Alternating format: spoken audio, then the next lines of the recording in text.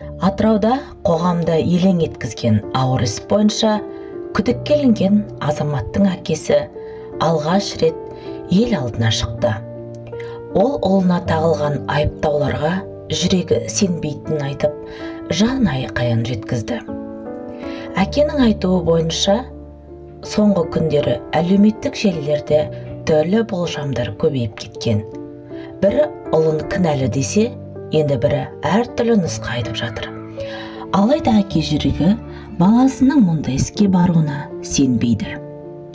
Ол телефонды ашсаң болды, бәрі бір бақытқа бұрылып кеткендей. Әркім өз жорамалын айтып жатыр. Бірақ мен әке ретінде оның мұндай әрекетке баратынына сенбеймін. Мінезі жұмсақ, ешкімге жамандық ойламайтын бала еді, деп көзіне жас алды.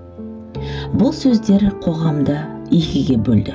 Бір тарап күдікке сенбесе, екінші тарап істің шындығы тергеу барысында анықталатынын айтады. Ал әке үшін ең ауыры жұрт пікірінің тасқыны. Себебі әр ата-ана баласын жамандықпен байланыстыруды қаламайды. Атырау өңіріндегі бұл жағдай көпшілікке бір ой салды.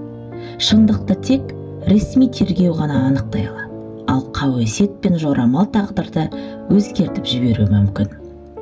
Оқиғаның ақ-қарасы әлі толық белгілі емес, бірақ бір әкенің жүрегі көпшіліктің назарын аудартқан шындық. Қоғам үкім шығаруға асықпаса екен. Осындай шынайы оқиғалардың астарында үлкен тағдырлар жатады.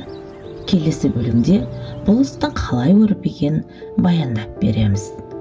Құрметті тыңдармандар, біздің арнамызды жоғалтып алмас үшін арнаға тіркеліп лайк қоюды ұмытпаңыздар.